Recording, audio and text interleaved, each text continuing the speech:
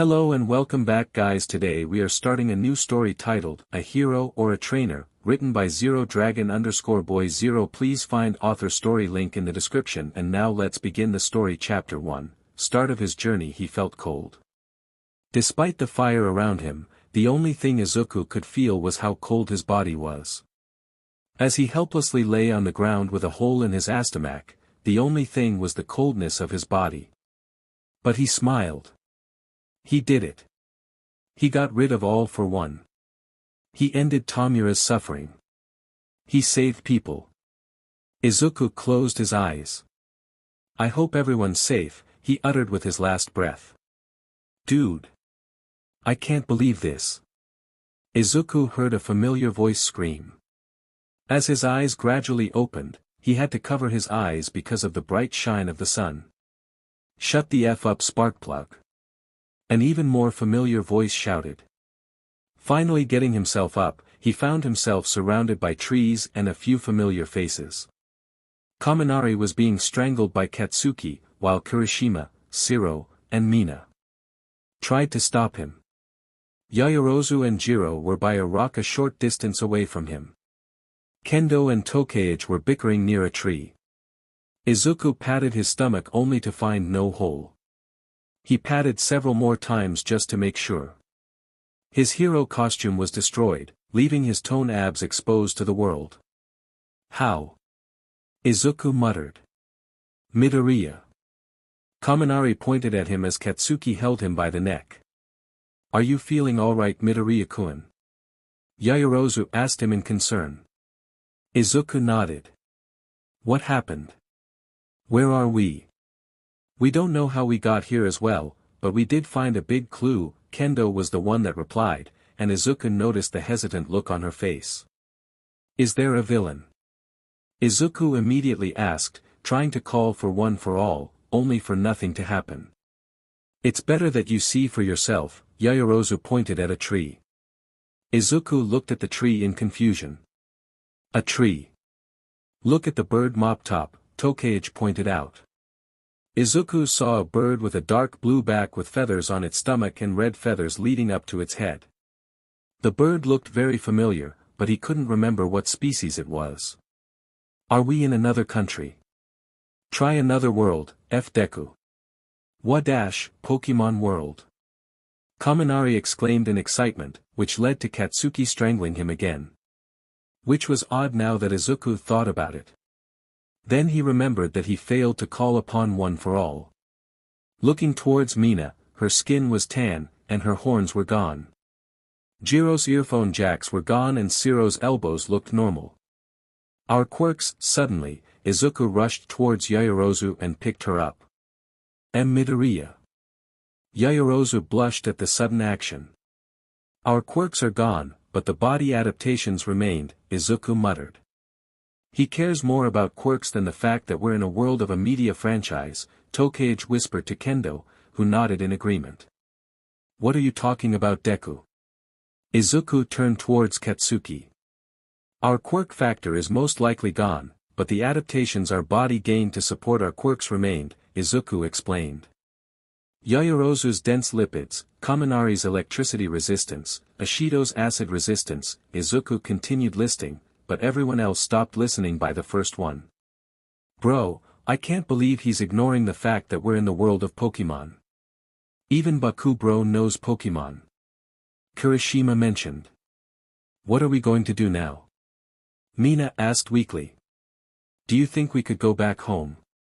Hey raccoon eyes. Did you forget the only thing all of us had in common before waking up here? Izuku snapped his attention towards Katsuki. What do you mean? Yaoyorozu placed a hand on his shoulder. Midoriya, all of us were fatally injured and dying before we lost consciousness and woke up here.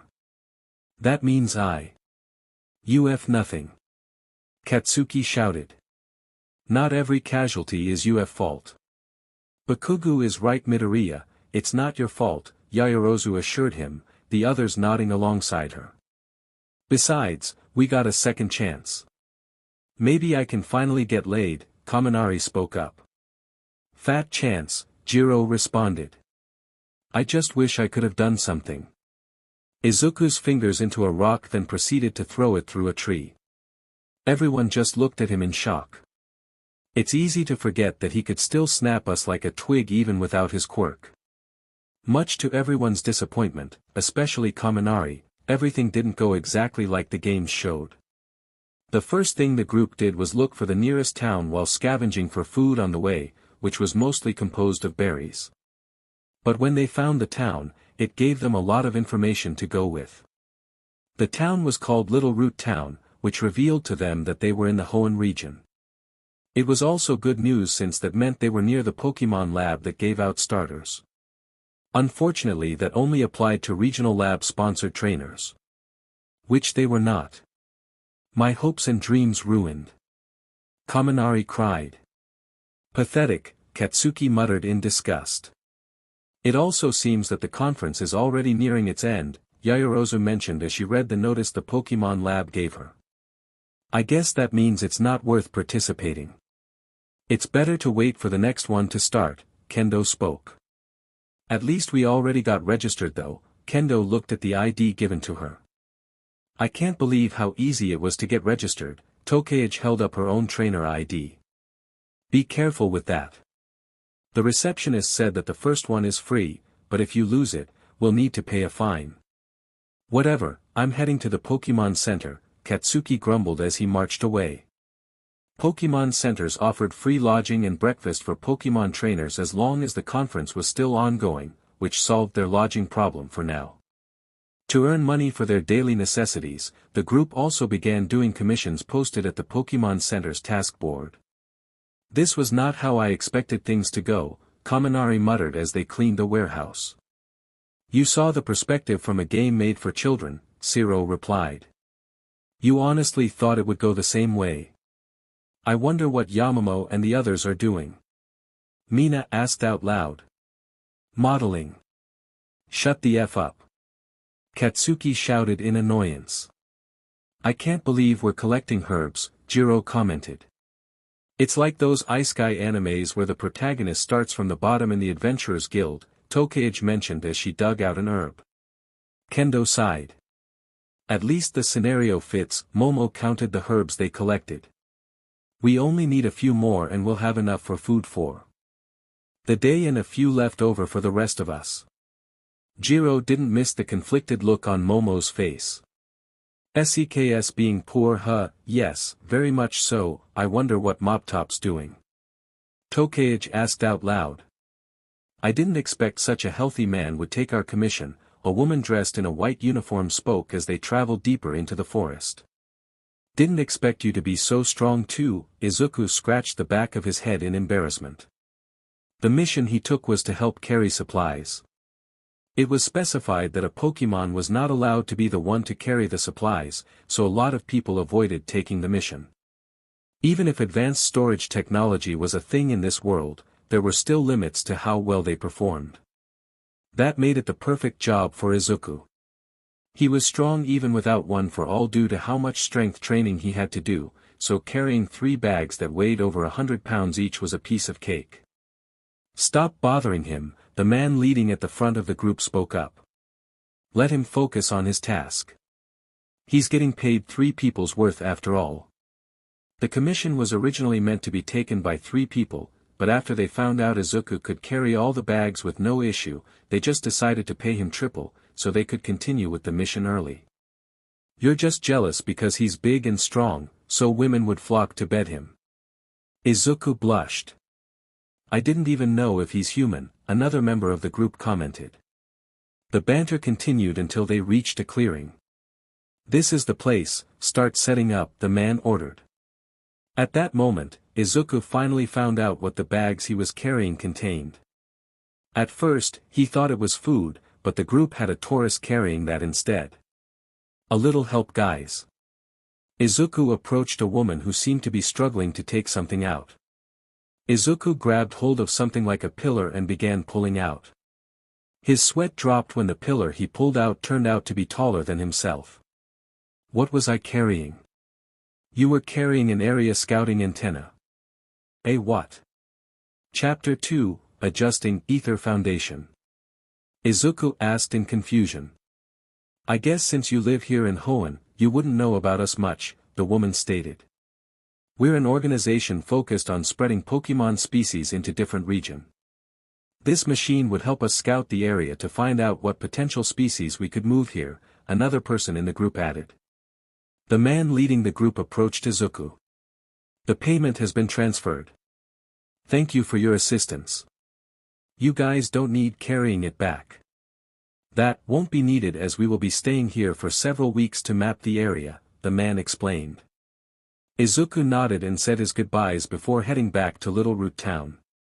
That job alone paid him 30,000 Pokémon credits, so Izuku was quite satisfied. Once he gets back and eats some lunch, he'll probably take on another job. Commission surprisingly paid a decent amount of money and could easily finance a person's daily life, but that only applied if you didn't have a team of Pokémon to feed, and there was also a risk of running out of commissions to do. Although Izuku registered to be a trainer, he wasn't entirely sure he'd commit to it and join the tournaments. He was pretty sure the others except Kaminari weren't sure either. They had just died in a war. They were teenagers that died in a war, fought in a war. He wanted to find a way home, but settling down and living quietly in this world is an option too. Catching one Pokémon as a pet would be nice. He always wanted to have a pet, though it would be more like having a pet with a quirk. I can take care of myself, Mom. Izuku noticed a kid leaving the town with a woman worriedly following after him. Both had straight black hair and eyes. The woman wore a simple yellow dress, while the kid had whole hiking set up. I know, but I'm still worried as your mother. The woman reminded Izuku of his own mother, always worrying about him. In this case, the woman every reason to be worried since the kid looked around 10. Honestly, Izuku hoped the whole 10-years-old Pokémon trainer thing wasn't actually a thing in this world. There's literally fire-breathing dragons out there, and people are letting children chase after them. The kid in front of him looked like a twig. Izuku could punt him to the next region if he wanted to, a Macamp would do it for fun. The kid began marching away in annoyance, leaving his mother at the town entrance. Izuku felt bad for the mother, so he approached her. It'll be alright, Mrs., Izuku said. I'm sure he'll be fine out there, he sure hoped so. The woman looked at Izuku with teary eyes. I can't stop being worried about my baby boy. He's all I have. Izuku wondered if this was the usual case of single moms in this world. Thank you for worrying, the woman said as she began walking back into town. Izuku wondered if that's what her mother looked like when he left for UA. He could only imagine that it was worse for her since her son was younger and would actually be in more constant danger compared to a school. Albeit Izuku and his classmates were attacked by villains regularly, but you people should get the point. Hell yeah. Izuku was greeted by the sight of Kaminari cheering. What happened? Izuku asked as he approached his friends. They were currently gathered in the Pokemon Center's lobby. Katsuki, Ashido, Kaminari, Kirishima, and Siro were the only ones present. He's happy because he found out that there are more women in this world, Siro replied with a tired look on his face. How'd you guys know that? Katsuki glared at Kaminari. You'd want to sit down for this one, nerd. Izuku didn't like the meaning of that. Katsuki had greatly mellowed out, so when suddenly acts like this, it meant it wouldn't be good. The mortality rate of Pokemon trainers is 1 out of 100 and most trainers going on journeys are male, Katsuki explained. Izuku glared at Kaminari. He's happy about that. Kaminari flinched. No. That's not the part where I cheered. There are more reasons like wars and most criminals locked up are also men, so there's a significant difference of single women compared to men, Katsuki added. It bothered Izuku that Katsuki explained that with a straight face to him of all people, but what he heard did answer a lot of questions he had about this world. That means I have a higher chance of getting a girlfriend here, Kaminari grinned. Izuku looked at him with an unamused stare. Hey nerd, Izuku turned to Katsuki. I'm joining the tournament, he declared. You better be joining too. 'Cause I'm going to beat you, Katsuki stated before walking away. The rest of the Baku squad turned to Izuku. Can't catch a break, huh? Let's see. Izuku looked over the commissions to check for anything good. He was mostly interested in missions with heavy lifting involved, so it could act as a job and training at the same time. And coincidentally, there was one that looked interesting. It was mission requesting help to move appliances, which wouldn't be hard for Izuku. He took the paper and handed it to a nurse stationed at the commission counter. Once they informed the employer that Izuku accepted the job, Izuku began heading to the address provided. Upon arrival, he noticed a familiar face. Oh. You're the boy at the town entrance. It was the me woman from earlier. Yes, ma'am. I was the one who accepted your commission. I see. I just need some help moving my stuff out of the truck and into the house. The woman gestured to a pickup truck. You were moving on the same day as. Izuku stopped, not wanting to remind the woman about her son. Yes, my son didn't know though. I had sold our house to give him funds for his journey, so I rented this place. She gestured to the small house behind her. Izuku's heart ached a bit.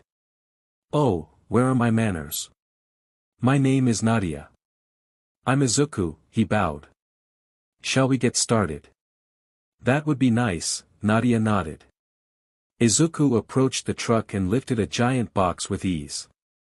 Oh my, I thought you were going to use a Pokémon. Izuku just grinned and carried the box into the house. The whole process didn't take long since Nadia didn't have a lot of stuff. Just a few appliances and boxes of clothes. The sweat on Izuku's body was mostly caused by how hot it was in Hoenn. And just for everyone's information, Izuku's clothes were nothing more than plain black shirt and sweatpants that he got from the Pokémon Lab's lost and found box. Thank you for your help, Izuku, Nadia said as Izuku placed down the last box. Just doing my job. By the way, can I ask how much is rent here? Izuku had to admit that even though it was just a one-story house, it had everything a person needed and even a front yard. Oh, this place is only 10,000 credits for a month. Izuku's eyes widened. He just got paid 30,000 earlier in the day and is getting paid 2,000 for this job. This place is cheap. He was definitely considering just settling down in this world. Nadia chuckled. Would you like to live here with me? She offered with a teasing smile. Don't tempt me, ma'am, Izuku laughed. Maybe I should. I'm all alone after all, she joked, hopefully. Izuku wanted to change the subject now. If it's alright, can I ask where? Izuku glanced at the picture of Nadia and her son. Oh, Nick's father. Nadia picked up the picture. He was a Pokémon trainer I met 10 years ago. We traveled for a year and got close. Something happened and I thought we'd be together, but after that night he was gone the next day. I'm sorry. Izuku looked down, feeling bad that he had asked. Don't worry. This stuff happens often and it's not like I could chase after him to the afterlife. Izuku flinched. He's dead. Yes, Nadia said with a smile. Izuku wanted to get out of here. Chapter 3, Poachers. A month has already passed and Izuku had felt a bit sorry for his friends. He had noticed that they were missing their quirks. Jiro would occasionally reach for her ears since she had a habit of twirling her jacks, only to look sad when she realized they were no longer there. Yaoyorozu would sometimes stop to stare at her palms, as if waiting for something to come out. Even Katsuki developed a habit of tapping his hands on anything to try recreating a popping sound. Izuku, however, barely missed one for all. He had lived most of his life quirkless. A power that he only had for barely over a year wouldn't affect him much. Another thing was that One for All's purpose was to defeat All for One, who didn't exist in this world. Though Izuku missed the vestiges. Midoriya-kun, Izuku turned around to see Yaoyorozu wearing a business suit. Did you need anything, Yaoyorozu-san? A thing to take note of was that Yaoyorozu had gotten a part-time job at the Pokémon Lab as an assistant. I just wanted to talk to you about the next league conference. What about it? Izuku asked in confusion. Well, Bakugo and his group had already voiced their intent in joining and would most likely be traveling together, Yaoyorozu started. Itsuka and Tokage would also be traveling together. Izuku nodded, not knowing about Kendo and Tokage, but somewhat expected it. Me and Kyoka would be traveling as well, so I wanted to know if you would be as well. I haven't actually decided yet. Izuku couldn't lie and say he wasn't interested. But was he ready? There were still 2 months left in the current league, and another month after that before the next league began. None of them had caught a single Pokémon yet and wasn't a sponsored trainer of the league to get a regional starter. Another problem was, we're broke, Yaoyorozu grimaced. I'm aware, well we can't do anything about it much except work our butts off like usual, Izuku sighed. Yaoyorozu nodded. That's all I wanted to say. As Yaoyorozu left, Izuku could just stare blankly at his barren room. Not a lot of jobs today, Izuku muttered as he checked the task board. Everything on the board was menial tasks that paid too little for Izuku. Is there an issue, Mr. Izuku? A nurse approached him. Oh, there's no problem, just looking at the commissions today. I suppose none of them are to your preference, the nurse commented. Since she was the nurse that acted as the mediator for the commissions, she had gotten to know his and his friends' preferences in commissions to take. I recommend going to the Pokemon Ranger base. They might have missions that you'll like. Izuku nodded and thanked the nurse before heading out. It was still quite early, so Izuku decided to squeeze in an exercise and jogged towards the Pokemon Ranger's base. Little Root Town wasn't a big place, which meant Izuku didn't take long before arriving at his destination. It was a 2-story log cabin that was at the exit of the town heading for the forest. Hey there buddy, what brings you here? Izuku was greeted by a woman with short brown hair and was dressed in the ranger uniform. The nurse at the Pokemon Center mentioned that Pokemon Rangers also give out commissions. Can I have a look? The woman looked Izuku over. Do you have a trainer ID? Izuku reached into his pocket and handed the woman his ID. The woman took out a tablet-like device from her bag and swiped his ID on it. No registered Pokemon under your name. I just got registered a month ago and still saving up some credits. Admirable, but I recommend you take on the simple requests, the woman gestured for Izuku to follow her inside the base. She led him to a similar board from the Pokemon Center, but Izuku noticed some rather disturbing things. There were wanted posters with bounties. Are those criminals? Yes, the woman responded. I heavily suggest you avoid getting involved with those and stick to these ones, she pointed at the posters with gathering and scouting requests. Good luck kid. Don't hesitate to ask if you need help, she winked at him before leaving. Izuku immediately looked at the wanted posters. Most of them were organized together and listing them as a group that acted together. Izuku also noticed that most of the crimes listed were poaching Pokemon. That made him wonder if these guys were still even here. Most of the Pokemon Izuku has seen in the area were the common ones that people only usually use to level up their starter in the game. They still had the potential to be strong, but they were too common to be worth poaching and getting locked up for. Then Izuku realized something. He suddenly rushed out of the ranger base and sprinted into the forest. I told you guys it was worth waiting here, a bearded man said with a grin as he glanced at the Aether Foundation employees that were tied up and gagged. Never doubted you Buzz, a tall lanky man laughed as he threw a sack of Pokeballs into a truck. Who would have thought that rare Pokemon in this region would be handed to us like candy, the woman laughed with her Nuzleaf right beside her. We might get an early retirement with this, right Woods? Definitely Mira. Woods responded as the lanky man looked at the list of Pokemon the Aether Foundation brought. They even have Riolus. Those are the man didn't get to finish as someone grabbed him by his collar and slammed him into the ground. The leader named Buzz barely had any time react before a green-haired teenager was already reaching for his face, only to be saved by his Machoke. But neither he nor his Pokemon expected the teen grab onto Mashoki's arm and proceeded to judo flip the Pokemon over his shoulder, then bicycle kicked him in the stomach. Nuzleaf, Razor Leaf. The wily Pokemon unleashed the attack, but the teen easily avoided the attacks while dashing towards them at the same time. The teen took a half step and planted his left foot onto the ground and kicked a rock towards them with such force that it was comparable to a rock throw. The rock slammed into the woman's stomach, causing her to kneel in pain. "Kill that effer." Her Nuzleaf used Razor Leaf once more, but the teen kept avoiding it with ease. Then she smirked as the boss's Hoenn managed to grab hold of the green-haired teen. Time to die. As her Pokémon was preparing another attack, her Nuzleaf was suddenly tackled by a blue blur covered with white energy. Rio. Chapter 4. First Izuku saw the wild Pokémon tackle down the Nuzleaf and tried with all its strength to hold the Pokémon down. Victory Bell. Izuku glanced to the side to find the lanky man he slammed to the ground earlier holding himself up by the side of the truck with his Pokémon out. A vine WHP tossed the Riolu away from the Nuzleaf, then Razor Leaf followed up the attack. Hoenn, get rid of the brat and let's go.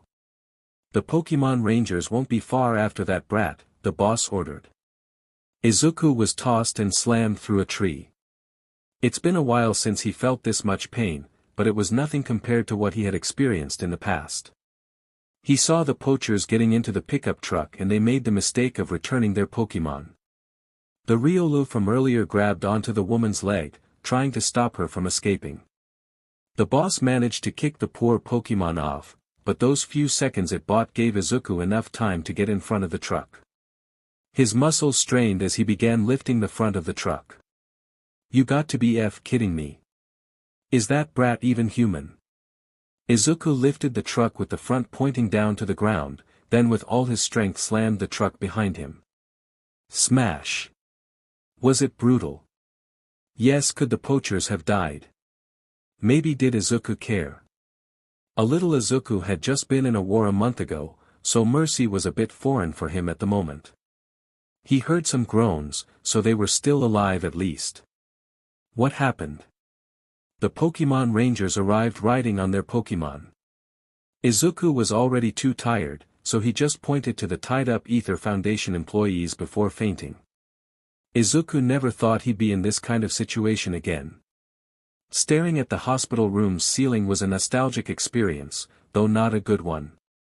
The door to the room opened, and a somewhat familiar face came in. The woman had green hair and wore a police uniform. Hello, how are you feeling? Been better, Izuku replied. The woman nodded. I'm the Officer Jenny of Little Root Town, but you can call me Officer Liz if it gets too confusing. Izuku already looked confused. Liz. Ah, I guessed you didn't know. Officer Jenny is a title, not my name. Oh, that makes sense, Izuku nodded in understanding. Did you come for my statement? Not exactly. Those three were already wanted criminals, so we don't need confirmation on who's the bad guy, Officer Jenny explained. I mostly came here to inform our hero that the criminals have been successfully locked up and to inform you of your reward. My reward? Of course, Officer Jenny showed Izuku a tablet. 175,000 credits will be transferred to your account based on the criminal's total bounty and additional 50,000 credits for your act of heroism. Isn't that too much? Izuku looked at the large numbers in concern. We're not stingy with our heroes. Not a lot of people would risk their lives to save others. Izuku just stared at the tablet before handing it back to Officer Jenny. You don't need to worry about the hospital bill. We've got that covered, Officer Jenny assured him.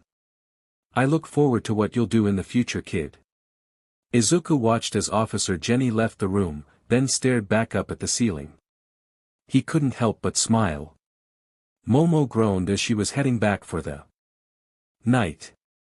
It was horribly busy at the Pokémon lab today since a bunch of lab sponsorship applications arrived today. The applications came from all around the region despite each city having their own Pokémon lab. The reason for that was because Nigel Birch was stationed here, the regional professor. Rough day? Kyoka asked her as they met up for dinner. Very. I can't believe how so many people think they can just stupid ideas for research expect the regional professor to be impressed. Stupid ideas. Momo nodded. There was this one person who said they wanted to research fire types use fire type moves. Sounds like Kaminari. Momo just groaned. I think they just want to establish a connection with Professor Birch to get a starter. Don't we already know who gets those? Kyoko raised an eyebrow. Both of them had a decent amount of knowledge about the franchise, so they knew about the protagonist and their rival. Which in this case, Mei would take Torchic, and her rival Brendan would take Mudkip. How did they know? Well, Momo worked at the lab and occasionally saw Brendan, the son of the professor, which meant he was the rival and Mei was the daughter of the Petalburg gym leader. And in the anime franchise, she would pick a Torchic. There were still some possible scenarios, but Momo was sure that's how things would turn out. What about the Trico? Kyoko realized. Apparently it would be given to the hero who recently caught some poachers and saved a lot of Pokémon and the Aether Foundation. Wow, that sounds like something Greenie would do. Kyoka's nonchalant look turned to realization. It's Midoriya, isn't it? I wasn't informed, but they did mention the hero had absurd strength. No SHT Sherlock. Dinner became a quiet endeavor for the two after the news that their friend had not changed at all. Once they were done eating and paid the bill, they made their way back to the Pokémon Center. When they got there, a nurse called out to them. Both of you are Mr. Izuku's friends, right? Ah, let me guess. He's in a hospital. Kyoka pinched the bridge of her nose. Yes. Perhaps could either of you inform him that this little guy is waiting for him? Both ladies raised their eyebrows and turned to where the nurse was gesturing. At the counter of the Pokémon Center, Riolu was patiently sitting at the corner of counter. Oh, we'll make sure to tell him. Thank you, Momo bowed. I wonder if the others knew, Izuku whispered as he walked out the hospital. He had to admit, whatever they used to heal him was better than Recovery Girl's quirk. He didn't feel tired and all the pain in his back was gone. Midoriya, Izuku looked up to see Yaoyorozu and Jiro. Are you already discharged or escaping again? Her eyes narrowed. I'm already discharged. Izuku raised his hands in surrender. I'll go ask the front desk just to be sure. Jiro marched past him. Izuku just sighed. After they confirmed that he wasn't lying, he began explaining what happened. Momo frowned when he didn't call for backup and she promised to tell the others, which will probably result in him getting hit a few times. They also told him that someone was waiting for him at the Pokémon Center. Hey there buddy, Izuku approached the counter where the Riolu was waiting. The Pokémon jumped off the counter and shyly stood in front of Izuku. The teen wasn't expecting the Pokémon to be this meek after he saw it fearlessly try to fight the poachers and help him. Seeing it up close, it reminds me of someone, Yaoyorozu commented. Jiro nodded. From what Greenie told during the story, this little guy is an exact copy. Izuku wasn't oblivious to what they were implying. I don't suppose you'd want to join my team, would you? Izuku held out an arm. The Pokémon beamed and reached for the hand with its paw. Rio. Let's be Hero's partner. Chapter 5, Settling in 2 months have passed, and a lot of changes have happened. The first was the fact everyone in their group had acquired a somewhat of a stable way of getting income. Kyoka became a song artist, occasionally recording albums and getting a good portion of the earnings every time. In the 2 months, she wrote and recorded 3 songs. She'll continue writing songs during her journey with Momo since she believes she'll be able to handle juggling the two. Nothing's impossible for a musical hero. As for Momo, she became a researcher under the regional lab. Her research focused on a Pokémon's dietary needs. Although similar studies have already occurred, Momo's had the added layer of factoring their natural environment and potential rivals in the area. That required her to examine the environments as well, which would go well as she was going on a journey. She's also doing modeling on the side with Itsuka and Setsuna. Itsuka and Setsuna occasionally join Momo with her modeling, with Itsuka leaning towards more on sportswear, while Setsuna preferred doing commercials. Katsuki's group, much to his annoyance, became streamers mostly led by Kaminari. After they found out Izuku got a Riolu, Kaminari reacted the most and worked the hardest to get everything started and start earning money. Kaminari and Zero leaned to more comedic content and often doing challenges requested by their viewers. Kirishima focused on workouts and exercise that could be done with Pokémon, while Mina wanted to do dance videos. For Katsuki, he decided that he didn't want to lose to Izuku and began doing SERT missions and bounty hunting with Izuku. Don't you find it weird that both of us have two-stage dog Pokémon? Izuku asked as both of them sat on a branch of a tree, waiting for their target. Shut the F up nerd, Katsuki grumbled as he fiddled with his Growlithe's Pokeball. Just do your job. Izuku rolled his eyes.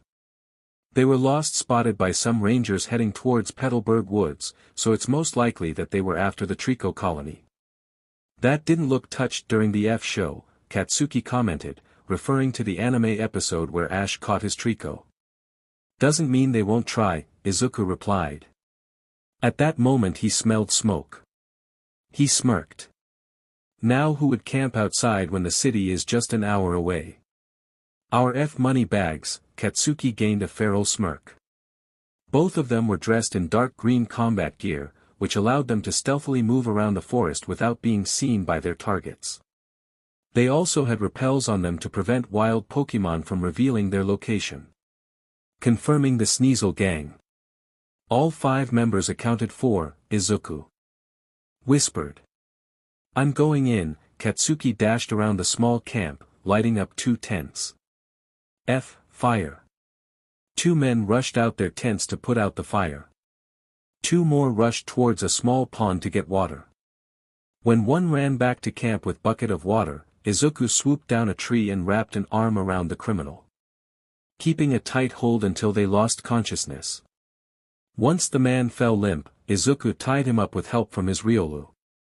In that short moment, the other man came back to the pond to get more water but was met by a quick chop to the back of the neck by Izuku. I have to thank Itsuka for that one. Where's the F water? The leader of the group yelled as his Geodude was shoveling dirt to put out the fire. Izuku smirked. The information that their group did not have a single water-type Pokémon was accurate and that would secure their success. Izuku shot a flare that got the remaining 3 criminals' attention. SHT. We've been found.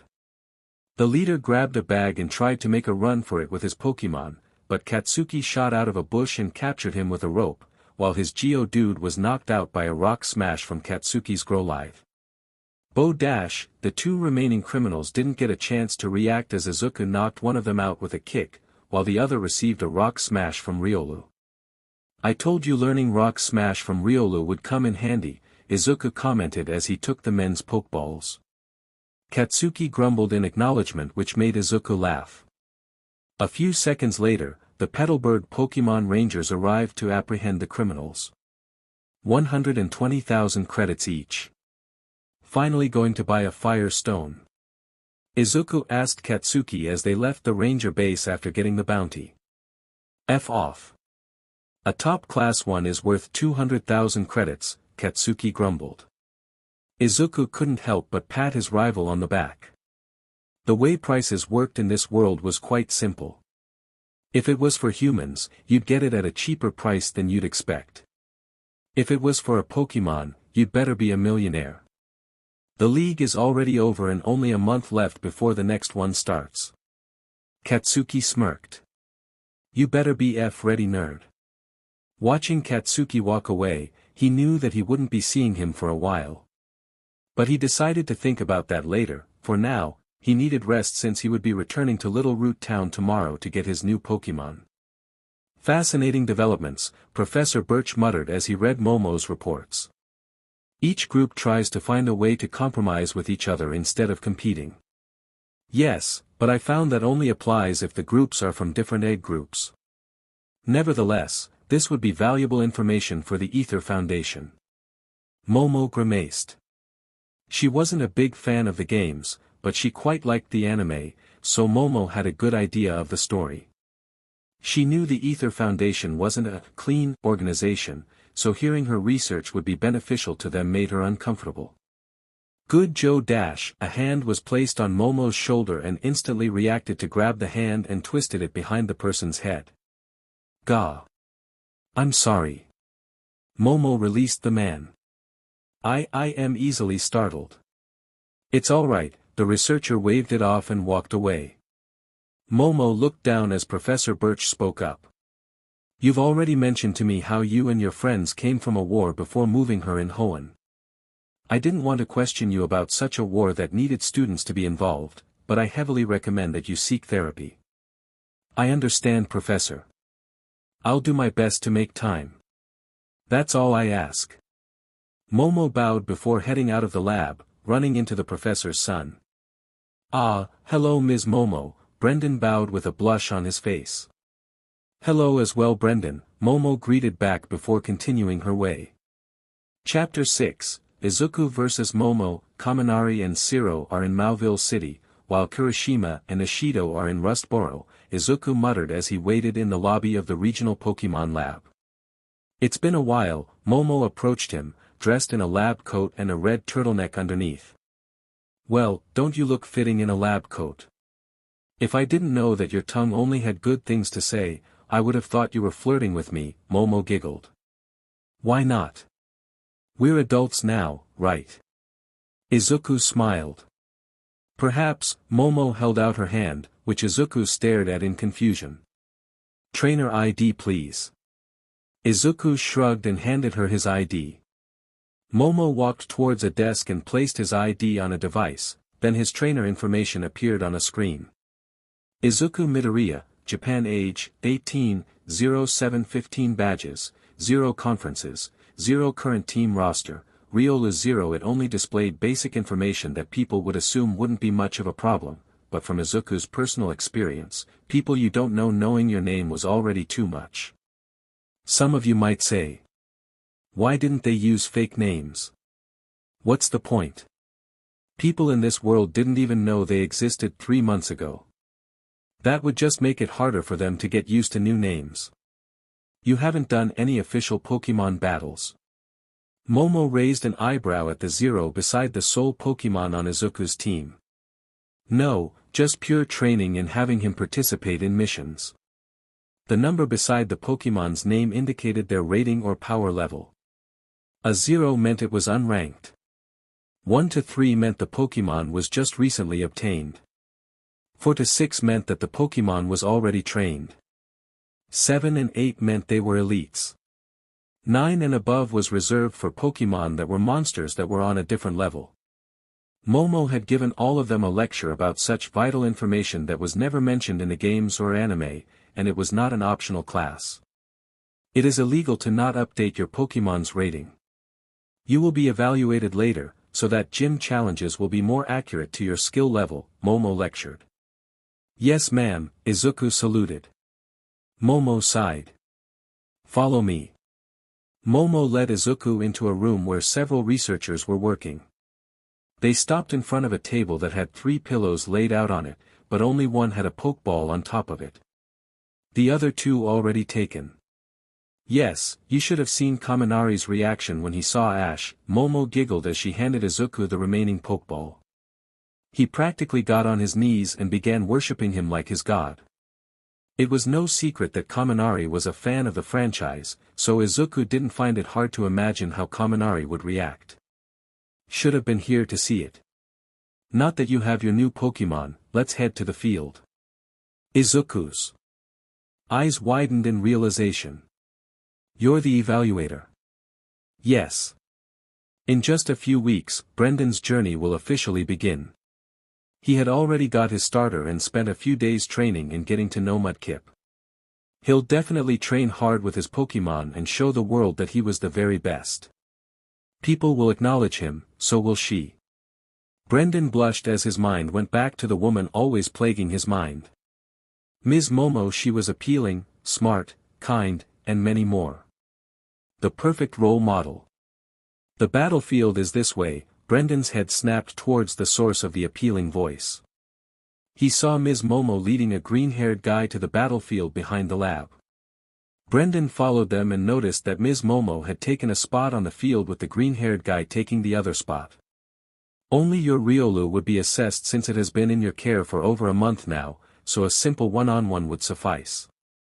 Brendan had never seen Ms. Momo battle before, so he was very excited to see this. The green-haired guy nodded. Riolu, time to show them how strong you are. Mawile. Ms. Momo called out her Pokémon, then a monitor on a pushcart came to life and displayed the data on their Pokémon. Riolu 0 vs Mawile 2, start us off with Crunch. Ms. Momo called out. Mawile ran towards Riolu, then as it was getting close, jumped and spun so that its back was facing towards Riolu for the attack. Use quick attack to dodge. The Riolu was enveloped with white energy before dashing to the side and digging its feet on the ground for a quick stop. Force Palm. Riolu unleashed a quick strike to Mawile's side, sending the Pokémon back a few meters. You've been holding out on us, huh? Ms. Momo had a smirk on her face. Play rough. Mawile charged again, but this time it was a lot faster. Brendan had seen a lot of Pokémon battles before, but he hasn't seen a Pokémon move that fast before, even his father's. Riolu was hit by a smack from Mawile's back mouth but endured the blow and remained close. Counter. Sucker Punch. Riolu's right paw raised for the attack, while Mawile mirrored the move for a Sucker Punch. Mawile would normally be faster with the priority move, but Riolu raised its left arm for a quick guard to block Mawile's attack and hit it with a powerful uppercut with counter. Looked familiar, the green-haired guy smirked. You really made a mini-you, Ms. Momo responded. Play rough again. This time Riolu jumped back to create some distance. Fairy Wind.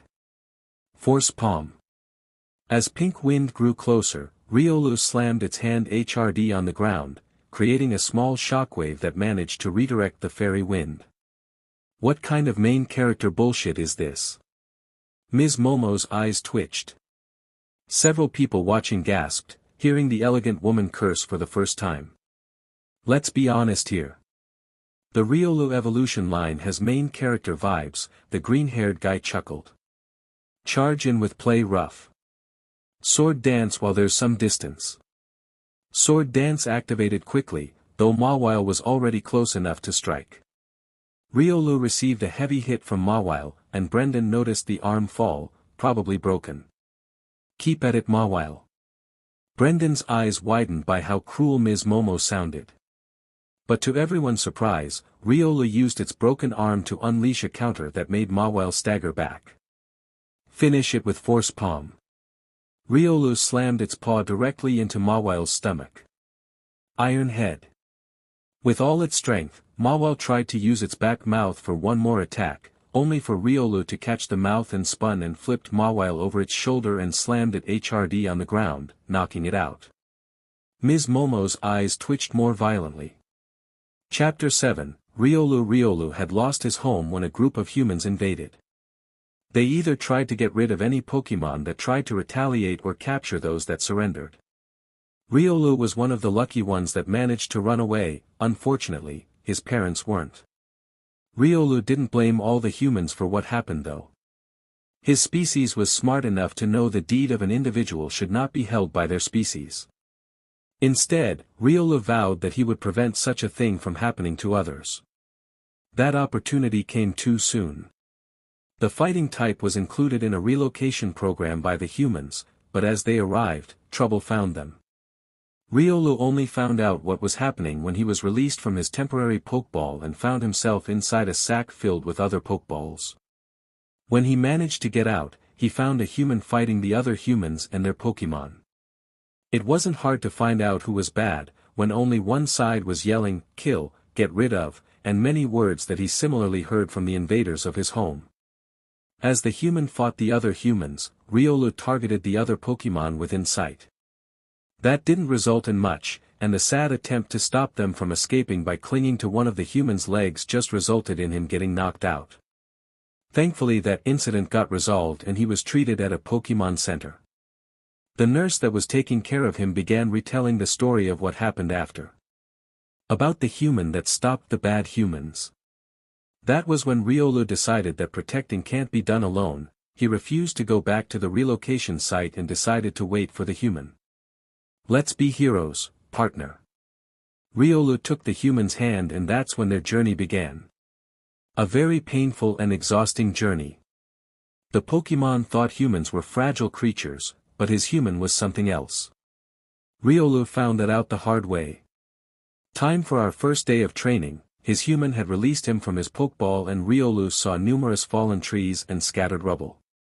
Two groups of wild Pokémon got into a territory war here and wrecked the place. His trainer pointed to a pile of scattered branches. Your training will be gathering branches and rocks and pile them over there, his trainer pointed at a small pit. This will be good training to hit every muscle in your body and loosen them up. Riolu wasted no time and began. An hour later, the only thing remaining scattered in the area was the large trees. With his strength, he knew he couldn't lift them. Knowing one's limit was taught to him by his father. For the second part of your training, we will be honing your combat instinct. Riolu wondered how his human would train him to do that. We will be sparring. Riolu tilted his head in confusion, then his confusion turned into terror as his trainer's fingers dug into a log and proceeded to throw it at him. Riolu had more branches to clean tomorrow. Steven sat down and got comfortable before pressing something on his computer and joining a video meeting. The big man finally decided to grace us with his presence, Sydney grumbled. Hush Sydney, he's just in time, Glacia spoke up. The Elite Four and the current gym leaders of Hoenn were all in the meeting, and the reason for such a meeting was obvious. The next conference is already starting soon.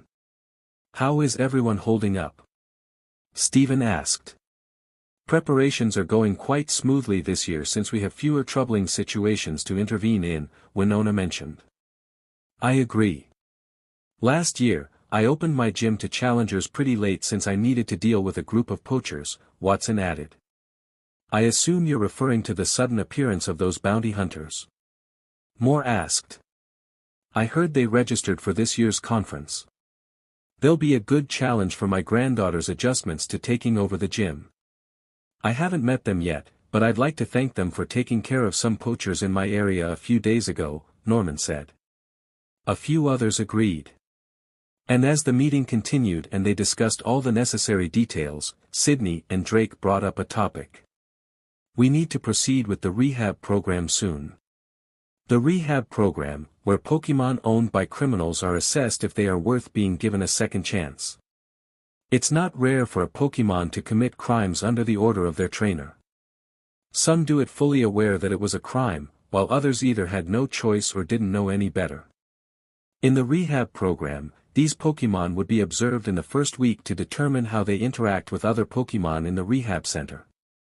Overly aggressive Pokémon are directly sent to the detention center where they are kept in their Pokeball at all times, only coming out for meals and scheduled observations. Pokémon determined to be redeemable would be observed more carefully and if they pass, they would either be released or be handed down to gym trainers under the Pokémon League.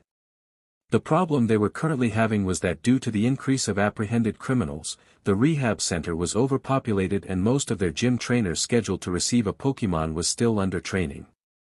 I'm lost as well, Steven rubbed his chin in thought. Can they be arranged to be released instead? We've already released the ones determined to be harmless, but there is still a surplus and the only ones with the stamp to be released are the problematic ones, Drake explained. The Pokémon he was referring were the ones that were sent to the detention center first and were only given a second chance after strict guidance. These Pokémon were not allowed to be released in the wild and were given to newly recruited gym trainers, who were already experienced trainers that had at least one conference worth of experience. That was an important protocol since most of these Pokémon only respond well to trainers that are actually strong and won't back down against them. Would any of you like to volunteer? Steven asked everyone else in the meeting. Me and Drake have already taken the Dark and Dragon types, Sydney informed them. The majority of them nodded volunteering to take in Pokémon from the rehab center, except Moore. I would have to refuse. I'm currently in the process handing down the gym, so a volatile fire type would be too much at the moment. Don't worry Moore, we understand your situation, Stephen nodded with a few others voicing their understanding. I have a suggestion, Phoebe spoke up. What about the bounty hunters? I've seen their files, Roxanne responded. They're registered as new trainers. But it said they're from a region called Japan which is not part of the league. Maybe they have experience training Pokémon, Brawley reasoned. This time Norman spoke up. But that brings up the question of where are the mentioned Pokémon. May I speak? Winona got everyone's attention. As you may know, I traveled a lot before becoming a gym leader. She received several nods. During my travels, I have been to regions with history of war, similarly to the war between Kanto and Johto a decade ago, the older members of the meeting grimaced. It is common for soldiers to be only given temporary Pokémon during their participation in the war, disposable Pokémon, so they called it. How does that relate to bounty hunters? Tate asked. They're young like us, Liza finished. Stephen sighed. Believe it or not, those two young trainers are war veterans, drafted at the age of 16. Several gasps were heard. How'd you know that, Stephen? One asked. They arrived in this region as a group. One person in that group is working in the regional Pokémon lab under Professor Birch. The group doesn't seem to hide it as well since even the nurses in the Pokémon Center they stayed at were aware, Stephen explained. How horrible, Glacia mumbled. But how does Winona know? I've met one person from their group, the flying-type gym leader answered. With that question answered, a quick discussion happened, and everyone agreed that two bounty hunters would be contacted to arrange a deal. Katsuki smirked at his trainer profile. Katsuki Bakugu, Japan age, 18, 0420 badges, 0 conferences, 0 current team roster, Grolive 2 quick summary of trainer, a newly arrived trainer in Hoenn with no prior record in other league-affiliated regions. He has a rather blunt and aggressive attitude. Currently works as a bounty hunter across the region, mostly targeting poachers with a high price on their head. Note, rather volatile choosing to ignore the latter parts, Katsuki was quite smug at the fact that his Pokémon was promoted to rank 2 after his recent battle with other trainers. Then Katsuki made the wrong choice of looking up Izuku's profile. His eyes twitched. Class A group chat King Explosion Murder, Deku. I'm going to kill you. Small Might, why? What did I do? Charge Bolt, I gotta see this King Explosion Murder, you were hiding something from me. Small Might, do you know how little that narrows it down? King Explosion Murder, ARRGGGGGG. Chapter 8, an offer being back in Little Root Town made Izuku remember how much they were struggling a few months ago. They were forced to adjust to a new world after being a casualty in the war. Lost their powers in the process of being transferred and had no way of getting home at all. I'm not even sure if this chance can even be considered. Lucky, Izuku muttered as wandered around the area. The town was livelier compared to when he was last here. Considering that it was during the middle of the league, it was understandable. Now that the league would be starting again, more people began to gather here again. Momo mentioned that Ash Ketchum was at the lab a week ago, which meant he should be on his way Oldale Town if the timeline of the anime was accurate. Izuku would preferably want to avoid him since Ash was more a trouble magnet than him of all people, and that was saying something. Izuku. The young man turned around to see a familiar face. Nadia was waving at him. She was dressed in a blue nurse uniform with a Chansey standing beside her. In front of her was a blue-haired young woman on a wheelchair. It's been a while, Nadia-san. Yes, it has. This is Ellie, I'm taking care of her as her private nurse. It's nice to meet you, Ellie spoke up. A pleasure to meet you as well, Izuku replied with a smile. I didn't know you were a nurse, Nadia-san. I actually used to be a nurse in the Pokémon Center when I first met you, now Ellie's family hired me to be her caretaker. Ms. Nadia best nurse in the town, so my parents didn't pick anyone else, Ellie said proudly. I agree, Izuku nodded. By the way, did you just move into this town? Izuku and his friends had stayed in Little Root for at least 2 months, but Izuku had never seen the girl before.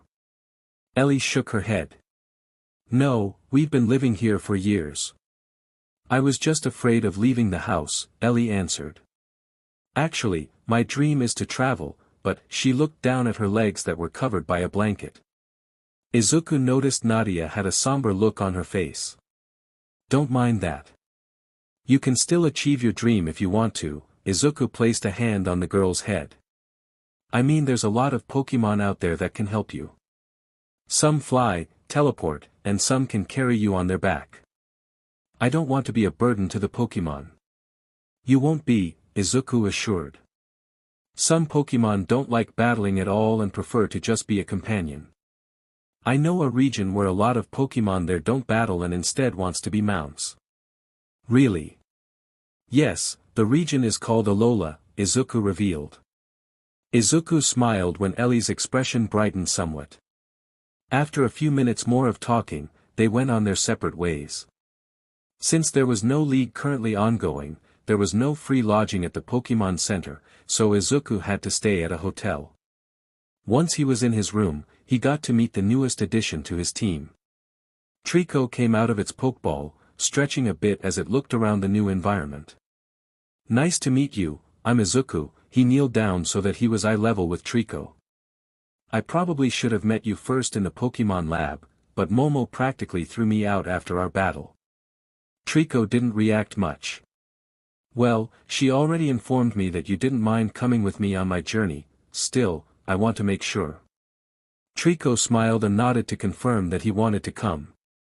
Great, then you should meet our other friend. Izuku released Riolu from its Pokeball. Izuku observed his two Pokémon's interaction as they seemed to be introducing themselves to each other. Trico seemed to be a calm-minded and patient type since the rest of time they were in the hotel, he only sat by the window. Izuku clapped his hands loudly, getting the two Pokémon's attention. Time for training. Riolu paled, while Trico looked confused at the reaction. Oh.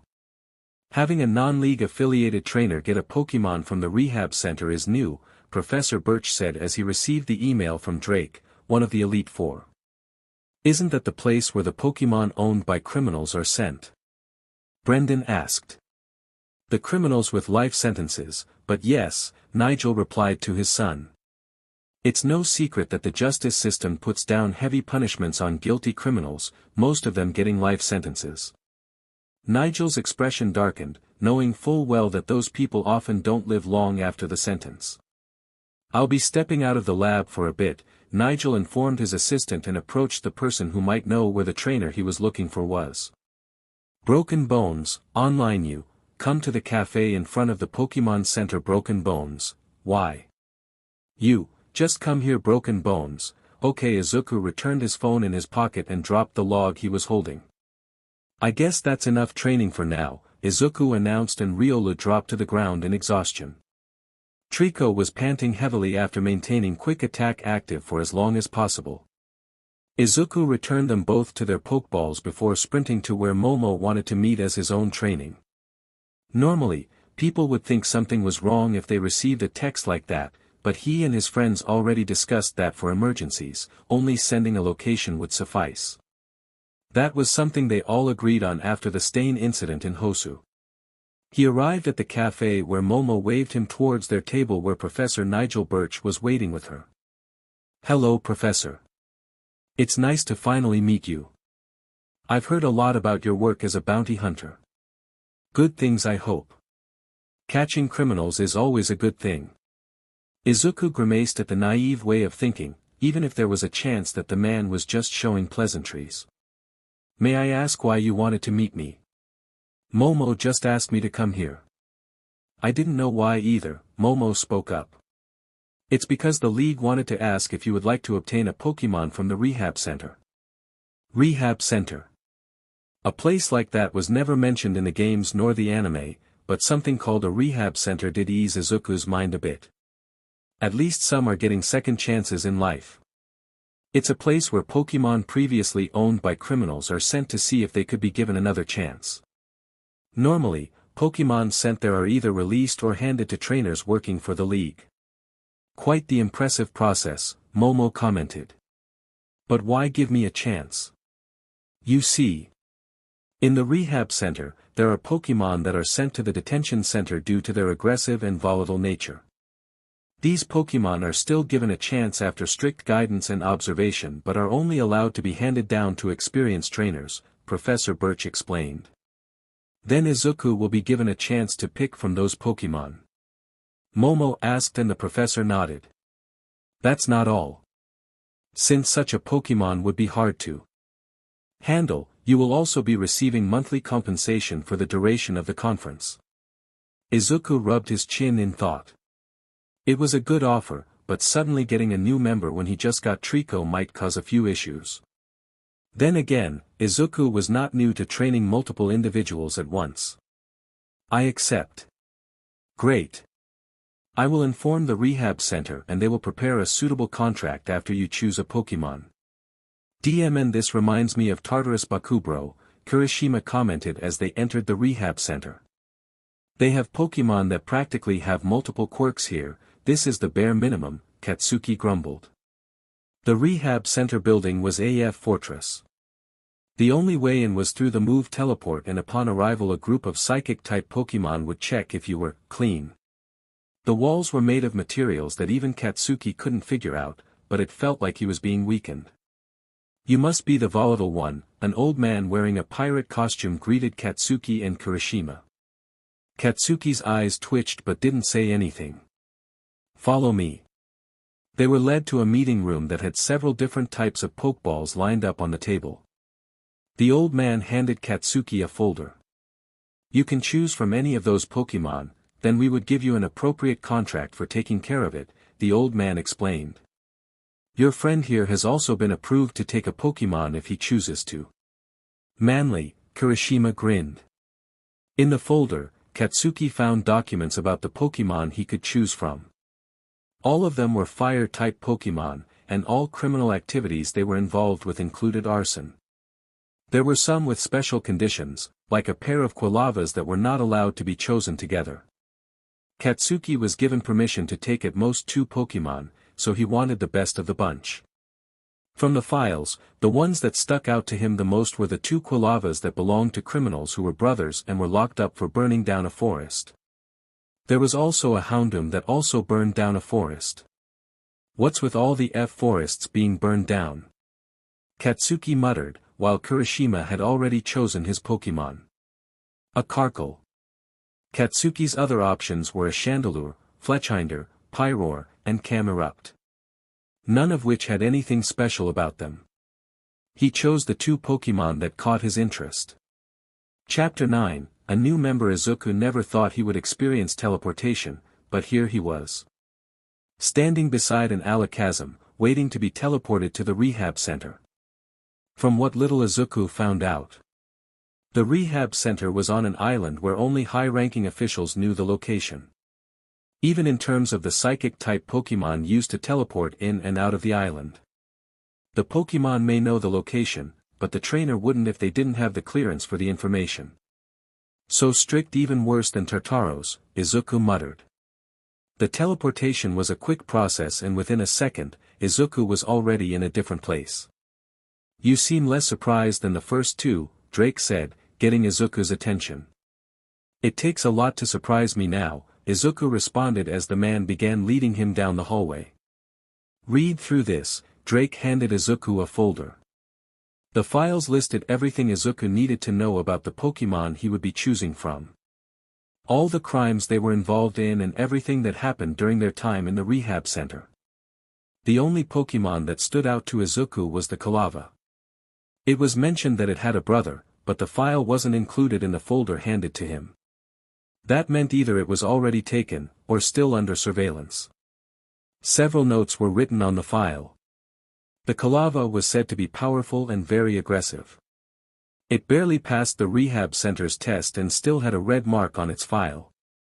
The other Quilava was taken by the other mercenary, Drake mentioned, making Izuku raise an eyebrow. If Katsuki had the other Quilava, it's likely that they'll meet, and it will be the only chance that this one would see its brother again. Well, it's not like the other ones are appealing to me, Izuku shrugged, deciding to take the Quilava. Once they arrived at the room with the Pokémon, Izuku was handed an Ultra Ball. The Pokeball burst open to release the Kalava that immediately growled at Izuku with flames blazing on its back. Drake didn't expect much from the mercenaries. After seeing the first two that came, he doubted the other one would be much better. It was standard procedure to release the Pokémon before handing over ownership in order to judge their reaction. As he had expected, the Kalava immediately showed hostility towards the blonde mercenary. Although the Pokémon didn't resort to violence, Drake doubted that the two would cooperate anytime soon. The Houndoom was less aggressive, but definitely wasn't happy either. The Karkle just accepted its fate with the red-haired teen. Probably the best outcome he'll see anytime soon. Now, the Kalava was openly growling at the green-haired mercenary. This one was more violent than its brother, so Drake prepared to step in. What he didn't expect was for the teen to show the coldest glare he had ever seen in his life. The flames on the Pokémon's back were snuffed out and made it step back. As a veteran, he recognized that look immediately. The look of a person that stood in the front lines. The vanguard of the war. There might be some hope for this after all. Kalava was returned to its Pokeball and now Izuku waited for a contract to be handed to him. Having 3 Pokémon to start his journey wasn't so bad. The first gym leader he would most likely face would be either Norman or Roxanne. With 2 weeks left before the league began, he'd have to focus on training Trico and having Kalava adjust to the team. Sorry to keep you waiting, a woman dressed in an office attire handed Izuku the contract. In summary, it informed him that he will receive 10,000 credits every month for the duration of the conference. There would be a regular checkup to see if Kalava adjusted well under his care. Once everything was taken care of, Izuku was teleported back to Little Root Town. Time for lunch. Quickly making his way to the market to buy, Izuku picked out specific food for each of his Pokémon. Protein and iron-rich food for Riolu, a high-meat diet with a few berries for Trico, and a bunch of meat for Kalava. Izuku had been surprised by Trico's preferences, expecting the Pokémon to be more into plant-based food. Now, Izuku understands why Megaseptile is a dragon type. When it was finally time to eat, Izuku noticed that even Kalava was calmly eating. He was honestly expecting a ruckus, but the fire type probably wouldn't have been allowed out the rehab center if it was that unstable. Izuku gave them a while to rest before calling all of them to start training. Specifically, he wanted to test how strong Kalava was. I want to know how strong you are at the moment, so we're going to have a spar. Kalava turned to where Riolu and Trico was. You're not fighting them, Izuku cracked his knuckles. You're fighting me. With one powerful step, Izuku already closed the distance between them. Kalava stumbled back in surprise and received a punch in the gut. I expected more from you, Izuku taunted. Kalava growled and flames erupted all over its body. It charged towards Izuku but was easily swatted away by a backhand. Kalava used Ember, but the flames barely did anything to Izuku. You need to learn a better special fire attack, Izuku commented. Kalava used Flame Charge once again, but Izuku simply stopped the Pokémon in its tracks and slammed it hard to the ground. That's enough for now. Kalava tried to get up as the look of disbelief rested on its face. Riolu patted the fire type on the back. Chapter 10, A Familiar Face, Come On. Izuku called out as he blocked a strike from Riolu and sent him tumbling down to the ground. Then he ducked down to avoid Trico and grabbed the wood gecko's leg and tossed him towards a charging Kalava. All 3 of his Pokémon were down on the ground, but that didn't mean they hadn't improved in the past 2 weeks. They lasted an hour longer compared to their last spar, so that was something. We're done for today, so get a lot of rest tonight, Izuku announced and his Pokémon weakly groaned in acknowledgement. Tomorrow is the last day before League starts. We'll be showing everyone just how strong all of you are, Izuku said before returning all of them to their Pokeball. After dropping them off at the Pokémon Center, Izuku decided to go for a quick walk. As the league was about to start, all the trainers were already flocking towards the gyms.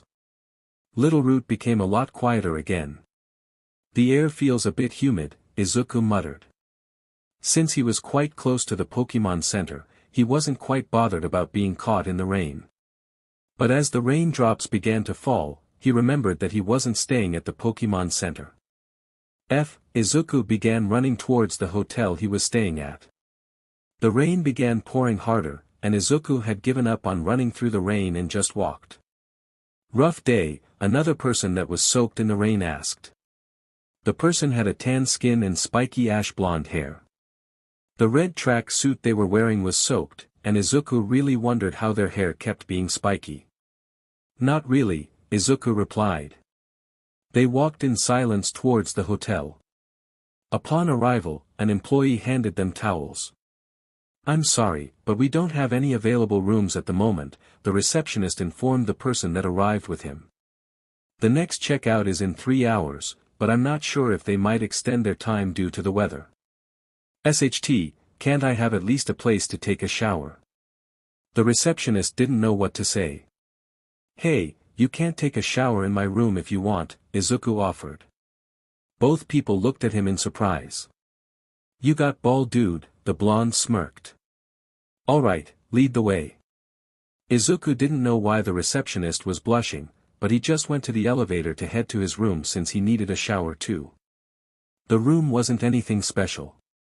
It was just an average room with one bed, a sofa, a desk, and one bathroom. You can go in first, Izuku offered. Nah, you go first. I need to get my clothes ready first, the blonde replied. Izuku nodded and went to the cabinet to get a towel. He glanced back at his guest just as they zipped down their tracksuit. Boing, Izuku sputtered as tips even bigger than Momo's was released from their confines. She glanced back at him. What? She asked with a smirk on her face. I thought you were a guy.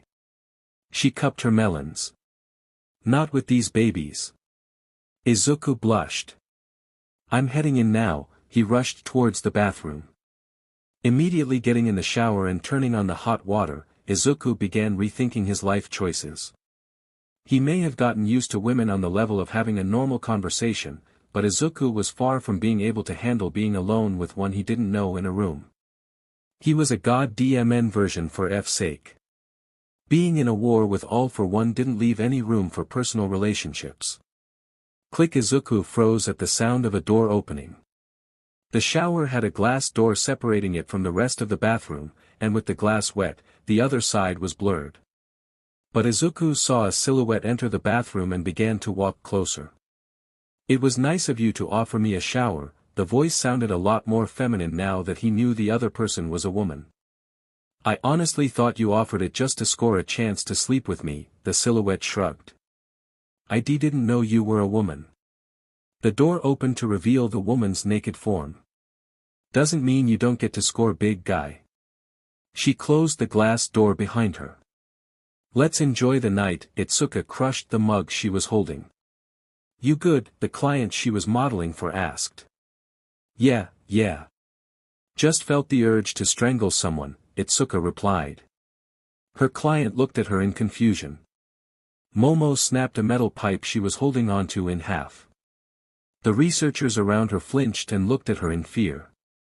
Setsuna crushed the apple she was in her hands. Someone's getting touchy, she muttered. Kyoka suddenly stabbed a hole through her notebook while writing a song. Something wrong, Kyoka? Her manager asked. All good, Candace, Kyoka replied. Just felt off beat for a second. Izuku's eyes snapped open. He looked around the bed to find nobody with him. Sighing in relief, Izuku got up and began contemplating his life. He had just lost his V card and he didn't even know her name. He felt like an butt. Oh God, I've become a villain. Izuku moped for a few more hours before finally having the strength to pack his stuff and head out to go get his Pokémon at the Pokémon Center. There was huge commotion at the Pokémon Center and Izuku honestly felt like coming back later, but a familiar voice called out to him. Izuku. The young hero stopped in his tracks and turned around to find a dear friend. Melissa. Melissa Shield rushed towards him and jumped into his arms. You're alive. How did you get here? Izuku asked. That's a long story, Melissa scratched her cheek. We have all the time in the world now, Izuku replied with a smile. How did you make that sound like a proposal? Melissa giggled. Excuse me, a nurse grabbed their attention. Oh. Melissa ran back into the Pokémon Center and Izuku followed her with a confused look. Inside the Pokémon Center, a bunch of Pokémon were caught in nets. I guess you literally caught them the old-fashioned way, Izuku commented. Should I just? Yes, just rip them. They'll go back to their portable mode when damaged, Melissa replied. Izuku proceeded to just rip the nets with his bare hands and watched as the nets shriveled up into a metal ball. Does that count as a pokeball? Izuku grinned at Melissa. She just pinched his shoulder. With everything taken care of, Izuku and Melissa went to a cafe to talk. How'd it happen? Melissa bit her lip. Well, after you died. The government tried to find a way to pass down one for all, she began and Izuku's expression darkened. They injected your blood to different people, but one for all rejected them all. Was the war still not over? It was, but the government just didn't want to let go of such an asset, she replied. They stored your body in a lab, so I wanted to do something about. Did you? I didn't die, Melissa assured, figuring out where he was leading up to. When I got close and touched your body. One for all transferred to me, then in a flash of light, she gestured around her. That doesn't assure me. I look fine, right? More than fine, Izuku smirked. One more wise crack and we're heading for a hotel, Melissa countered. Izuku blushed and looked away. Melissa's eyes narrowed. She gasped. No, Chapter 11, heading out, you already got a job. Izuku looked at Melissa in shock. Yes. I got the position of head researcher in Devon, Melissa showed Izuku her new employee ID. They really like my portable shelters, Melissa held up a cube. DMN, consider my gift for your journey, Melissa handed Izuku the cube. Try to stay out of trouble. You know I'm going to get involved in something the moment I step out those gates. I know. Both of them laughed before saying their goodbyes and going their separate ways. Among the 3 Pokémon under Izuku's care, only one of them decided to travel outside their Pokeball, which was Kalava. Izuku wondered if it was because he had spent most of his time in rehab inside a Pokeball, so now, he wanted to be outside as much as possible. By the way pal, I wanted to ask a question, Kalava let out a low growl in response. Were you born in Sinnoh? Kalava shook his head. That one answer confirmed something for Izuku. If Kalava had been born in Sinnoh, he would have evolved into a Hisuian variant, instead of the more commonly known variant from Johto. When Izuku was near the exit of the town, he saw some familiar faces. Nadia was with Ellie and it seemed she was helping her get on a carriage. Need some help? Izuku approached them. Oh, Izuku. That would be greatly appreciated. Izuku lifted Ellie along with her wheelchair with ease and placed her on the carriage. Wow. You're really strong, Ellie said amazement. Thanks. I work out a lot. That was an understatement. Izuku inspected the carriage and looked impressed. It was an open carriage with a body made completely out of metal and the interior furnished with rugs and cushions. There was also a storage compartment on the back and the whole thing was covered by a roof with solar panels to block the sun. This looks expensive, it is, Nadia nodded in confirmation. Her father spared no expense to make sure his daughter traveled in comfort, while getting the experience of being out in the world. Izuku glanced at the front of the cart where the straps were empty. What's going to be pulling this? We got a Taurus from Alola, Ellie said excitedly. Nadia tossed a Pokeball and a Taurus that was already wearing straps came out. We just need to strap him up and we'll be ready to go. I'll do it, Izuku said as he approached the Tauros who already positioned itself at the front of the cart. Were you guy waiting for someone? Ellie nodded. Yes. We're waiting for my senpai. Who's that? Izuku asked as he was connecting the straps. She's a Pokémon trainer that just came back from Johto. The Orange Islands to be specific, I think. Nadia was the one to answer. She offered to accompany Ellie on her travels and challenge the League at the same time. That's nice. It's fun traveling with friends, Izuku commented. I'm surprised your father didn't just hire a bodyguard considering how rich your family is. Ellie looked down. I'm sorry. Did I say something wrong? Izuku asked in concern. It's just that experienced trainers won't take jobs like that when being a trainer under League pays the same with a lot more benefits. Like already trained Pokémon, Nadia explained. Thinking about it, Izuku realized how beneficial it was to work under the Pokémon League. He glanced at Kalava who was lying down under a tree. I'm sorry for saying something insensitive, Izuku bowed. It's alright. Getting a certificate to be able to distribute Pokémon is practically impossible anyways, Ellie mentioned. So, it's no surprise people would want to work for the League than some random people. Izuku got an idea. Why don't I act as security as well? I'm going to try challenging the League as well anyways. But your actions would be limited, Nadia said. You don't have to trouble yourself for us, Mr. Izuku, Ellie added. It's no problem. It'll help me out as well anyways. Are you sure? I don't know if you're aware, but traveling by carriage is harder than on foot, Nadia began explaining. More wild Pokémon get attracted, and more issues often happen. That's even more of a reason for me to go with you, Izuku replied. And that will be good training.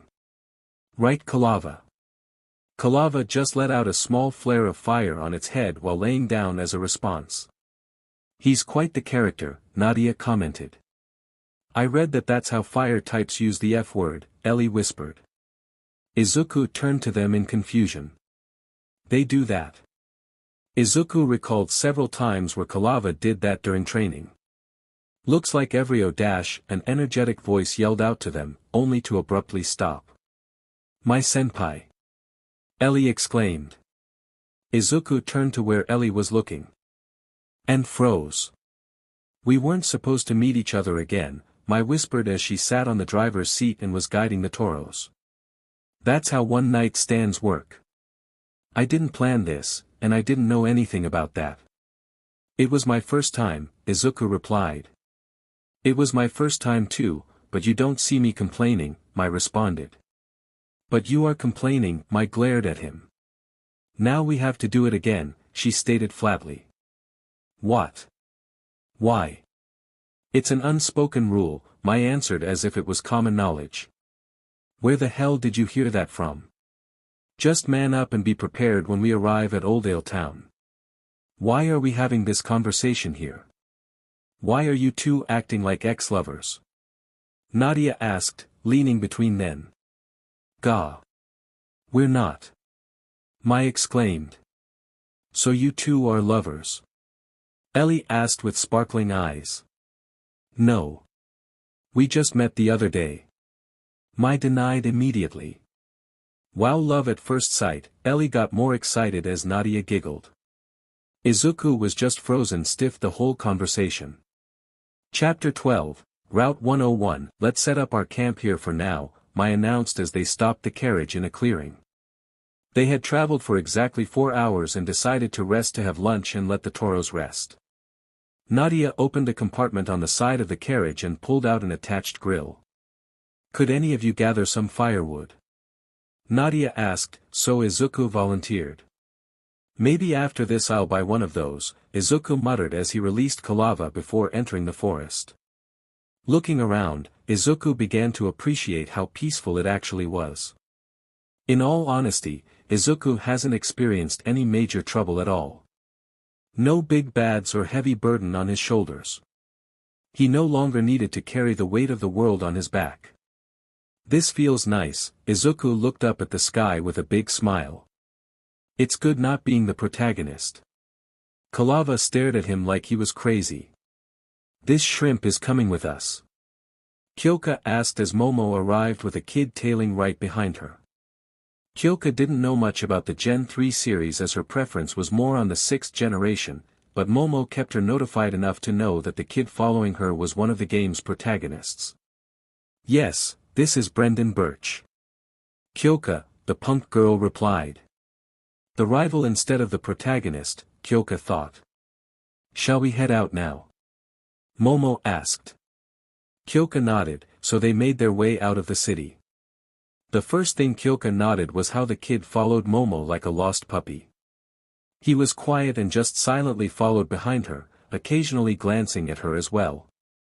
She mentally laughed at the fact that the kid had a crush on her friend. Though he felt bad knowing that Momo wouldn't feel the same way since she liked Greenie. Kyoka liked him too, but Momo had a better chance at getting him. She knew Greenie had a thing for tips after all. This looks like a good enough place. Momo stopped and called out a Pokémon. What Kyoka hadn't expected was for the Pokémon to be a giant steel snake. When did you get a Steelix? Kyoka asked in shock. I caught her as an Onyx and bought a metal coat using my bonus at the lab, Momo explained as she climbed up her Pokémon. I did the trade evolution with Itsuka, she added before finishing with a quiet. I still don't know how that's a thing. As Kyoka tried to process everything, the kid was already singing praises. You're so amazing, Ms. Momo. Kyoka sighed. Kyoka Jairu, Japan age, 18, 0801 badges, 0 conferences, 0 current team roster, Noibat 1 Whizmore 1 Momo Yayorozu, Japan age, 18, 0923 badges, 0 conferences, 0 current team roster, Mawile 3 Steelix 3 Skarmory 2, what's this called? Mai asked as Izuku handed them all a bowl of katsudon. It's called katsudon, Izuku answered. After washing the rice, I cooked it in the pot then scrambled some eggs to put between the rice and the meat. Izuku was thankful normal animals were still a thing here. I'm surprised you know how to cook, Izuku, Nadia commented as they began eating. Yeah, you'd think his wife would be cooking for him every day to keep him home, Mai laughed and Izuku began to look at them in horror. I'm not married, Izuku revealed making all 3 women choked on their food, then they looked at him in disbelief. You guys thought I was married, he hesitantly glanced at Mai. Izuku, it's harder to believe you're not married, Nadia spoke up. Especially with how reliable you are. Izuku's eyes narrowed at Mai. Did you also think I was married? Mai looked away and continued to eat. But weren't you guys teasing me with Mai? Well, having more than one wife isn't rare, Izuku, Nadia informed him. I have 2 moms, Ellie told him. Follow me, Izuku, Nadia stood up and brought her bowl along with her. Izuku followed her until they were a good distance away from the other 2. I ignored it at first, but you're really naive about common knowledge, Izuku. Why is that? It's just that the region I originally lived didn't practice those kinds of relationships, Izuku scratched the back of his head as he tried to explain. You mentioned once that you were a soldier, Izuku nodded. Then surely you know that after a war, the number of males drastically decrease, right? I'm aware, adding the fact that this is a world where Pokémon can easily kill a person, puts the decline steeper. Well, if you put it that way, Izuku was surprised by Nadia suddenly hugging him. Every day, I worry about my son that's out there somewhere, Izuku, he heard her sniffling. But I can't stomp on his dream. Izuku didn't reply and just hugged her back. He didn't know how the conversation went this direction, but it would be insensitive of him to point it out. It was a bit awkward when they separated, so they just went back to the camp to resume eating. Mai tried to ask what they talked about, but it would be weird to say Nadia was explaining to him the declining population to justify having more than one wife, then suddenly mentioned missing her son. Then Izuku gasped and he whipped towards Nadia, who quickly looked away. Women are scary. Chapter 13, Training with the League. Starting up again, Izuku decided to finally begin some complicated training for his team. In the past months that he had been in this world, Izuku did a lot of research about Pokémon and how they use their moves in battle or in their everyday life. He had seen water types sprinkle water to take care of plants, then use that same ability to fire a blast of water strong enough to tear down walls. Pokémon were essentially people that had more than one quirk in Izuku's eyes. You could even say that their types were their quirks and their physiology acted as the mutations to properly use their quirks. Izuku noticed this when he saw Pokémon use moves in a way that didn't really make sense. The easiest example would be Quick Attack. A lot of Pokémon used this move and most of them used it the same way. They charged forward with incredible speed, and it acted in a way that Pokémon didn't even need to touch the ground. It was as if they were being propelled forward by the energy, like how float worked when powered by One for All. With all of that in mind, Izuku wanted to train his Pokémon to make moves of their own. He studied each species and noted each of his Pokémon's preferred ways of fighting during each of their spars. To start off, Riolu's species had the ability to use aura, which was basically mystical energy separate from their type energy used by Pokémon. Normally, Riolu would only gain access to such an ability after evolving, but Izuku had experience controlling a power that's dormant and foreign at the same time. "Here's what I want you to do, buddy," Izuku pointed at Riolu's chest. "I want you to try and imagine a blue sun trapped in your chest, then try to feel its warmth and spread towards your whole body." Riolu nodded and began meditating. With this training, Riolu should gain earlier access to aura and use special attacks earlier as well. Their species were strong physical attackers, but inherently better special attackers. That made Izuku's end goal to make Riolu, and his other two Pokémon, be able to use physical and special attacks at the same time. Next up was Trico. Izuku had already trained Trico to use quick attack for as long as possible, and the wood gecko's record was a whole 2 hours straight. But keeping it active as long as possible wasn't the goal. What Izuku wanted for Trico to be able to use the move subconsciously, like how he trained to use Black WHP and Air Force under Endeavor. The next step would be to add Trico's grass-type energy to the attack. "What I want you to do is to try to use Leafage while having quick attack active. But only keep Leafage in the state before being active." Trico looked at Izuku in confusion. "It's like when you're trying to throw a punch, but instead of throwing it immediately, you just keep it in the state winding up." That explanation didn't seem to help much, but Trico got the idea he was trying to say. Quilava's training would be quite simple, but it would take a lot of patience to pull off. Among all of Izuku's current Pokémon, Quilava was the one that liked to attack head-on the most, which didn't make sense when his species were primarily physical attackers. Izuku had a solution though, and it was thanks to an old friend. Quilava's species had the ability to easily combust their whole body into flames. Even all their physical attacks involved lighting up their whole body into flames, so what's stopping them from firing blast of flames from any part of their body? "You think you can ignite flames from your fur?" Izuku asked, making his tone somewhat doubtful. Quilava narrowed his eyes at Izuku. "I'd understand if you couldn't do it." A tick mark appeared on Quilava's face.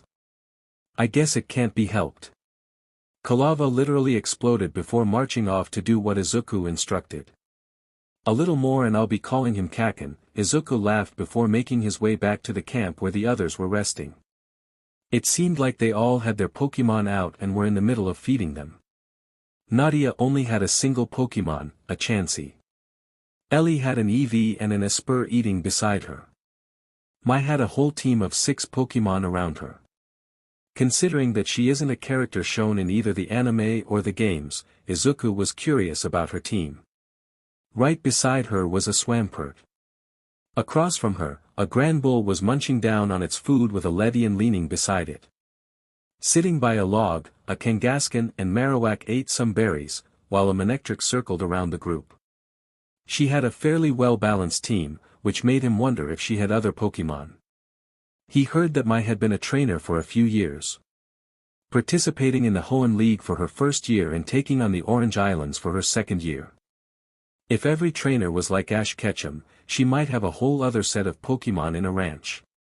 "Are you done with training?" Nadia asked. "No, my Pokémon are still training," Izuku replied as he took a seat near where Tauros was resting.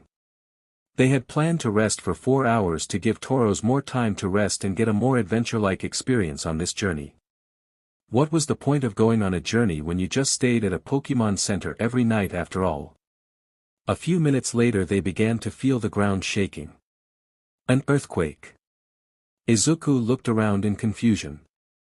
A large Pokémon or a big group is passing by. Mai yelled and her Pokémon got ready to fight. Then in the distance, Izuku noticed a large metallic creature heading towards them. His Pokémon were in the middle of training, and calling them back would take time, so he stepped forward himself. "Hey! Get back!" Mai yelled at him as her Swampert marched to the front. Izuku felt a bit awkward before stepping back. As the Pokémon was getting closer, they saw a green flag being raised and Izuku noticed everyone began to relax. Mai's Pokémon backed off, went back to her side. Izuku looked at them in confusion. A green flag means they're only using the Pokémon as transportation and no intention of battling, Nadia explained, noticing his confusion. "I should really start reading about rules and regulations," Izuku muttered. "Ah! That's the new singer earphone jack!" Ellie exclaimed. Izuku turned back to the approaching Pokémon and saw 2 familiar faces. Chapter 14, Run In. Well, what do we have here? Kyoka looked at Izuku with a smirk on her face. "Ah!" Momo suddenly gasped, getting everyone's attention. "Your eyes met. You know what that means." Everyone else was completely confused about what was happening, but Izuku's eyes began twitching. A few months ago Izuku, Momo, and Kyoka were heading back to the town when Izuku made eye contact with a kid holding a butterfly net. For some reason, Izuku immediately turned away and shielded his eyes. "What are you doing, Greenie?" Kyoka asked in confusion. "Avoiding eye contact to not start a battle," Izuku replied. Kyoka and Momo shared a look. "Present, very funny," Izuku grumbled, then he noticed the third person on the Steelix. Momo and Kyoka got off the Steelix, but the moment the third person in their group stepped on the grass, an explosion rang out in the distance. Izuku turned to Kyoka and Momo. "You brought the curse," he said before dashing towards the direction of the explosion. "What's going on?" Ellie asked in confusion as Izuku ran away. "We'll stay here, Ellie," Mai stated. "There must a battle going on out there." "If it's a battle between wild Pokémon, we'll be leaving immediately," Nadia spoke up. "We might get caught up in a territory fight, we stay." "I'll go after Izuku," Momo said. "I'll stay here just in case," Kyoka added. As Momo ran towards the forest, Brendan followed her, but Kyoka grabbed his arm to stop him. "Why are you stopping me?" "You're staying here, kid," Kyoka said firmly. "But Ms. Mo shut it." Kyoka glared at him. "You're a kid, not a hero." Nobody said a word. Izuku stopped in front of a clearing where a group of people wearing blue and white pirate-themed clothes were gathered. It was a bit of an unusual scene with a group of trainers being cornered by the pirate group. Izuku took note of the Pokémon out on the field. Most of which were water types like Corphish, Quagsire, and Golduck. They weren't the standard Pokémon Team Aqua had in the games, but this world is a reality now. Izuku should even expect them to have Pokémon that aren't water types. "Skarmory, cover us," Momo called out her Pokémon. Next, she grabbed a metal stick from her belt and whipped her wrist to open it up into a bow staff. "This chick thinks she can hurt our Pokémon with a stick," one of the pirate thugs laughed. Golduck. The Pokémon charged towards Izuku and Momo. She dashed forward and moved her staff forward, landing a hit on the Pokémon's head to disorient it, then swung full force with a spin. The hit landed directly under the Pokémon's chin and sent it flying back to its trainer. What the F was that? The shock in the group was clear and Izuku made use of that moment to dash between them and the young trainers they cornered. A Corphish tried to intercept him, but to their horror.